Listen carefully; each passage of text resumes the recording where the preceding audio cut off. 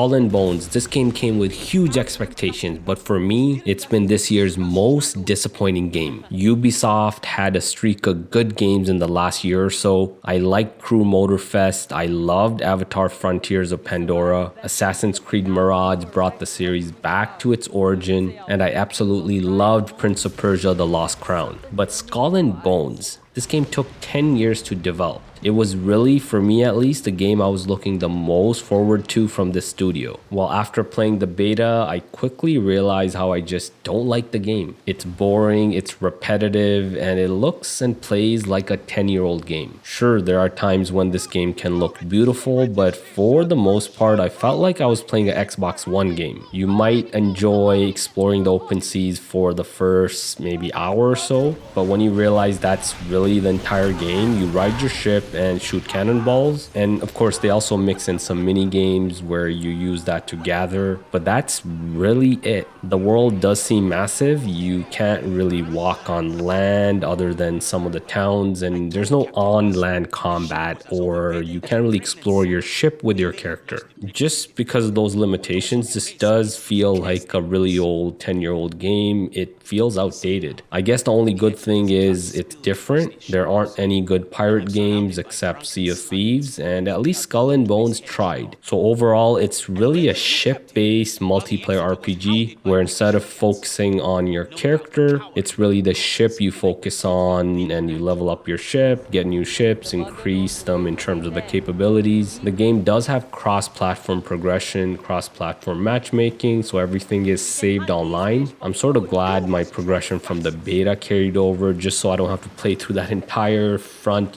boring section again. So how does this game run on Xbox Series S versus Series X versus PlayStation 5? The size of the game is kind of small. It's only about 38 gigabytes on all three consoles, and it's just slightly larger on the PS5 compared to Xbox. Now it's an online game, but I still tested the startup and loading times, and from dashboard to in-game, it takes 43 seconds on the Series S, 54 seconds on the X, and over a minute on PS5. I tried this test a few times, and PS5 came out last pretty much every single time. Now you're probably wondering about quick resume. Well, Skull and Bones is an always online game, so quick resume is kind of useless. In terms of the graphics, all three consoles have two graphic modes with dynamic resolution. First, there's quality mode. This targets 30 FPS on all consoles. The resolution's around 1080p upscale to 1440p on the Series S. Series X and PS5 run around 1440p and upscale to 4K. Then there's performance mode that delivers 60 FPS, but the resolution, the shadows, the graphic quality is lower in performance mode. And this mode can actually get quite blurry, especially on the Series S. We're talking as low as 720p on the Series S. That's upscaled to 1080p. Series X and PS5 get blurry as well. I've seen as low as 900p, and then of course upscaled to 1440p. Now let's talk about the performance, the FPS. Perhaps one good thing about Skull and Bones is the solid FPS optimization. In quality mode, you can expect a solid lock 30 FPS on all three consoles. There really aren't any drops. Even in the 60 FPS performance mode, the frame rate is consistently 60 frames per second without any drops at all. So as I said, if there's one good thing about this game, it's the FPS optimization. So that's what you need to know about Skull and Bones on Xbox Series S versus Series X versus PS5. For the rest of the video, I have some more gameplay on all three consoles with that FPS counter shown.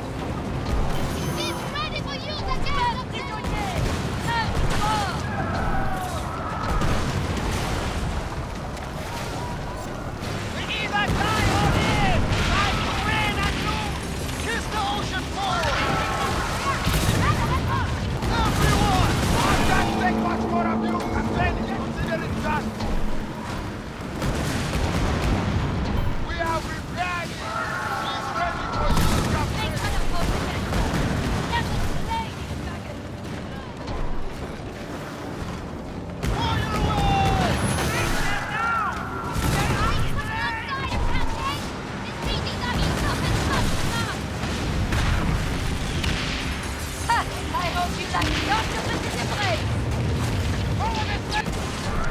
Captain! They can't match us! They're gone! Enemy ahead! Doctor! We are ready! Hope you like the taste of Thor!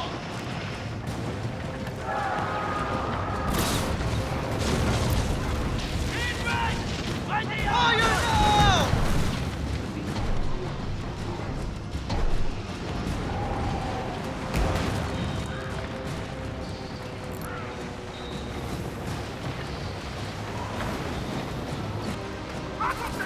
now! They're weak, Captain. Just another effort. Just get us close enough and they're finished! Ha! I hope you like the octopus's embrace.